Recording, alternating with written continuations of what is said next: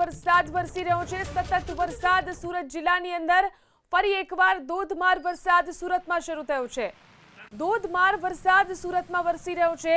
રસ્તા પાણી પાણી થઈ ચૂક્યા છે। બારડોલી અને ઓલપાડમાં ધોધમાર વરસાદ છે તો કીમ ગામ રેલવે ઓવરબ્રિજના સર્વિસ રોડ ઉપર પાણી ભરાઈ ગયા છે।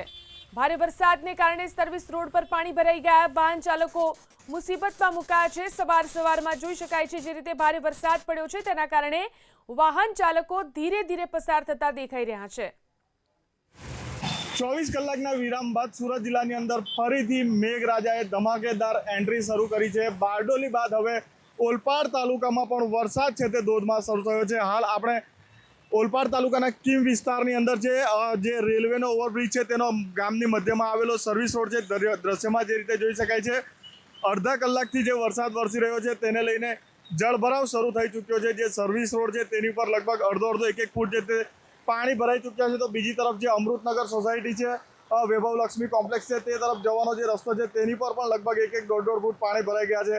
વાહન ચાલકો છે તે પસાર થવા મજબૂર બન્યા છે। ત્યારે શાળાએ જવાનો પણ ટાઈમ છે। વિદ્યાર્થીઓ જે છે તે ભર વરસાદની અંદર ઘૂંટણસમાં પાણીની અંદર હાલ છે તે શાળામાં જવા માટે મજબૂર બન્યા છે। વિદ્યાર્થીઓ જે રસ્તેથી જઈ રહ્યા છે તે રસ્તે પણ હાલ છે તે જળભરાવ થયો છે અને તેને લઈને હાલ છે તે દ્રશ્યમાં જોઈ શકાય છે કે કેવી હાલાકી છે તે આ વિસ્તારના લોકોને પડી રહી છે। બીજી તરફ જે દુકાન છે રોડ પર પાણી ભરાયા છે, દુકાનોની નજીક પણ પાણી પહોંચી ગયા છે અને જે વરસાદ છેલ્લા અડધો કલાકથી વરસી રહ્યો છે તેને લઈને આ જળભરાવની પરિસ્થિતિ પેદા થઈ છે। કેમેરામેનને કહીશ કે દ્રશ્યો બતાવે છે બીજી તરફનો જે સર્વિસ રોડ છે તેની પર પણ જે આખા બ્રિજ પરથી વરસાદનું પાણી વહીને આવે છે તે આ વિસ્તારની અંદર ભેગું થાય છે અને પાણી નિકાલ થતાં વાર લાગે છે અને જેને લઈને આ વિસ્તારની અંદર જળભરાવ થાય છે।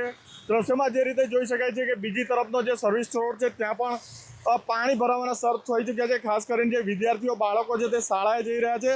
નજીકમાં જ એક મોટી સ્કૂલ આવેલી છે ત્યાં લગભગ 1000થી 1500 જેટલા બાળકો અભ્યાસ કરે છે અને તે સ્કૂલ માટે વિદ્યાર્થીઓ જઈ રહ્યા છે રેનકોટ પહેરીને, પરંતુ જે પાણી ભરાયા છે તેને લઈને ભારે હાલાકીનો સામનો પણ આ વિદ્યાર્થીઓ કરી રહ્યા છે। હાલ દ્રશ્યમાં જે રીતે જોઈ શકાય છે કે આખો સર્વિસ રોડ પર છે તે એક ફૂટ જેટલા પાણી હાલ છે તે ભરાઈ ચૂક્યા છે અને જે રીતે વરસાદ સતત વરસી રહ્યો છે પાણીનો નિકાલ નથી થઈ રહ્યો યોગ્ય રીતે અને તેને લઈને પાણી ભરાવાની શરૂઆત છે તે હાલ કીમ ગામની અંદર થઈ ગઈ છે। ઇન્દ્રમલ શાહ, એબીપી અસ્મિતા, સુરત। તો સુરત શહેરમાં પ્રશાસનના પાપે ખાડીપુરનો હાહાકાર યથાવત છે। સુરતમાં હજુ પણ ખાડીપુરના પાણી ઓસર્યા નથી। ડુંભાલ પર્વત પાટિયા વિસ્તારમાં હજુ પણ પાણી યથાવત છે। ગીતાનગરમાં 4 દિવસ બાદ હજી પણ પાણી ઓસર્યા નથી। વધુ જાણકારી મેળવી અમારા સંવાદદાતા ધનરાજ આપણી સાથે લાઈવ જોડાયા છે। ધનરાજ, ખાડીપુરના પાણી હજુ પણ અનેક વિસ્તારોમાંથી નથી ઓસર્યા, કેવી પરિસ્થિતિ જોવા મળી રહી છે? જી બિલકુલ, એક નહીં બે નહીં પરંતુ 4 દિવસ સુધી પાણી ન ઓસરે ત્યારે લોકોની કેવી હાલત થતી હોય તે ચિંતા જેવી બાબત છે। સીધી તસવીરો તમને બતાવીશું। ચોથા દિવસે પણ આ પ્રમાણેની સ્થિતિ છે। લોકો ઘૂંટણસમાં પાણીમાંથી એક છેડેથી બીજે છેડે જવાનો પ્રયાસ કરી રહ્યા છે। આ પ્રમાણેની તારાજી છે એ સર્જી છે। બીજી તરફ દ્રશ્યો તમે જોઈ શકો છો જે પ્રમાણે ખાડીની બરાબર બાજુનો રસ્તો છે અને ત્યાં અત્યારે હાલ છેલ્લા 4 દિવસથી આ વાહન છે એ વાહન પાણીમાં અત્યારે હાલ ખાબકેલી જોવા મળી રહી છે।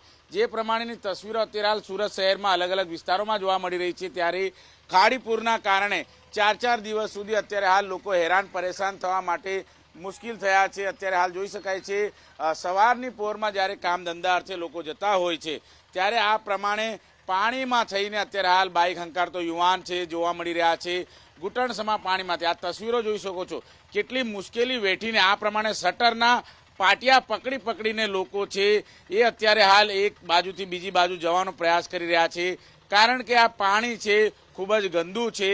ખાડીનું પાણી છે, ગટરનું પાણી છે અને આ જોઈ શકાય છે બાઇક ચાલકો એક પછી એક બહાર નીકળી રહ્યા છે ત્યારે જાણે કોઈ નાવડીમાં સવાર હોય એ પ્રમાણેની તસવીરો તેઓની જોવા મળતી હોય છે।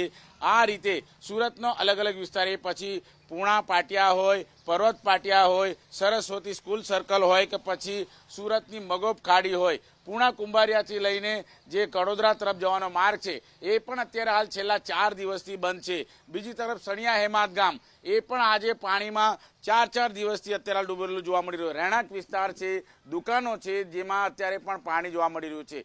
ત્યારે છેલ્લા ચાર દિવસથી આ પ્રમાણે ખાડી પૂર છે એ અત્યારે હાલ સુરત શહેરમાં જોવા મળી રહ્યું છે. ત્યારે લોકો હેરાન પરેશાન છે. લોકો એક જ માંગ કરી રહ્યા છે કે છેલ્લા 6 વર્ષથી આ પ્રમાણેની પરિસ્થિતિ છે. ત્યારે સુરત મહાનગરપાલિકાના સત્તાધીશો અને અધિકારીઓ જે પ્રમાણે પ્લાનિંગ કરવાની વાત કરતા હોય છે કે વાલક ખાડીના પાણીને ડાયવર્ટ કરવાનું પ્લાનિંગ ચાલી રહ્યું છે, પરંતુ એ ક્યારે કરવામાં આવશે એ અત્યારે હાલ સૌથી મોટો પ્રશ્ન અત્યારે હાલ ઉપસ્થિત થઈ રહ્યો છે. આ રીતે જનતા હેરાન પરેશાન છે. સોસાયટીઓમાં પાણી છે, રહેણાંક વિસ્તારમાં પાણી છે. આ દ્રશ્ય જોઈ શકાય છે. બાઇક ચાલક આવ્યો અને અત્યારે તેની ગાડી છે એ પાણીમાં અત્યારે બંધ થઈ રહી છે અને એ મહા મહેનતે એક બાજુથી બીજી બાજુ અત્યારે ગાડીને રેસ આપતો અત્યારે માણસ છે આવી રહ્યો છે. આ જ પ્રકારે હાલક ડોલક પરિસ્થિતિ તમામ એ લોકોની થઈ ગઈ છે અને મહિલાઓ જોઈ શકાય છે આ પ્રમાણે જે રહેણાંક વિસ્તાર છે, શટર વિસ્તાર છે અને ત્યાં અત્યારે આ પ્રમાણેની પરિસ્થિતિ છે. લોકો હેરાન પરેશાન છે. જી बताइए कितनी दिक्कत है? बहुत दिक्कत हो रही है. पानी में से आप अभी आए, किस तरह से यहाँ पे झोंक है, पानी का बहाव कितना है? भाव तो बहुत है, अगर नहीं संभाले तो अपने भी जा सकते हैं इसमें. બિલકુલ અત્યારે જોઈ શકાય છે સવારની પોરમાં દૂધ લેવા જવું હોય, કરિયાણા લેવા જવું હોય કે અન્ય કોઈ ચીજ સામગ્રી લેવા જવું હોય તો મહિલાઓને આ રીતે સૌથી પહેલા ગંદા પાણીમાં ચરણ સ્પર્શ કરવા પડે છે. ગંદા પાણીમાંથી ઉતરીને તેમને દુકાને જવું પડે છે. છેલ્લા 4 દિવસથી તેઓ આ પ્રમાણે સોસાયટીની અંદર બંધ રહેવા પામ્યા છે. પરંતુ હવે શું કરે, કંઈક તો કરવું પડશે. પરંતુ આ રીતે જોઈ શકાય છે કામદારોથી લઈને તમામ લોકો અહીં હેરાન પરેશાન થઈ ચૂક્યા છે અને આ પ્રમાણેની પરિસ્થિતિ માટે જવાબદાર કોણ એ અત્યારે હાલ સૌ કોઈ પૂછી રહ્યા છે. છેલ્લા 4 દિવસથી લોકો અત્યારે હાલ પાણી ભરાવાના કારણે ઘરમાં દુબકીને બેસેલા છે. બીજી તરફ અત્યારે 4 દિવસ